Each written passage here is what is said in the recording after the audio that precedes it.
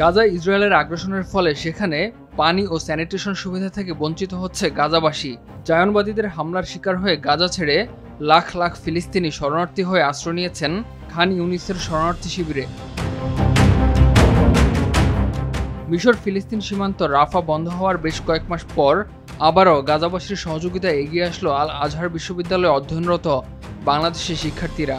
শরণার্থী শিবিরে হাজার হাজার ফিলিস্তিনির জন্য সুপেয় পানি সরবরাহ করতে এগিয়ে এসেছে মিশরে বাংলাদেশি শিক্ষার্থীদের মানবিক সংস্থা মাই ডেভেলপমেন্ট অর্গানাইজেশন।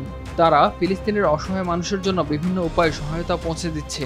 সংগঠনটির চেয়ারম্যান মোহাম্মদ হাফিজুল ইসলাম সাকিব আরটিভিকে তাদের কর্মসূচি সম্পর্কে বলেন, বর্তমানে প্রচণ্ড গরমের কারণে গাজার অভ্যন্তরীণ এরিয়াগুলোতে তীব্র পরিমাণে পানির সংকট দেখা দিয়েছে এবং গাজার অধিবাসীরা আমাদের নিকট আবেদন জানান যেন আমরা তাদের নিকট ওয়াটার ডিস্ট্রিবিউশন প্রজেক্ট চালু করি। এবং আমরা মাই ডেভেলপমেন্ট অর্গানাইজেশনের পক্ষ থেকে ইতিমধ্যে 5,000 লিটার ওয়াটার ডিস্ট্রিবিউশন করেছি প্রায় 400 পরিবারের কাছাকাছি। সোহাদা আল আকসা হসপিটালে আমরা প্রায় 4,000 রোগীর আত্মীয় স্বজন এবং যে সকল ডাক্তার এবং স্টাফ ছিল তাদের নিকট খাদ্য বিতরণ করি। যে সকল ফিলিস্তিনি এবং গাজার অধিবাসীরা এইখানে রয়েছেন তাদের বাসায় যাচ্ছি, তাদের বাসায় যে ডোর টু ডোর যে ফ্যামিলি ভিজিটিং, সেই ফ্যামিলি ভিজিটিং প্রজেক্ট আমরা করছি এবং সেখানে আমরা তাদের বাসায় ফুড বক্স নিয়ে যাচ্ছি এবং আর্থিক সহযোগিতা প্রদান করছি। পাশাপাশি দেখা যাচ্ছে যে সকল অসুস্থ রোগীরা রয়েছেন সে সকল অসুস্থ রোগীদের নিকট আমরা মেডিকেলে যে তাদেরকে মেডিকেল এইড প্রদান করছি।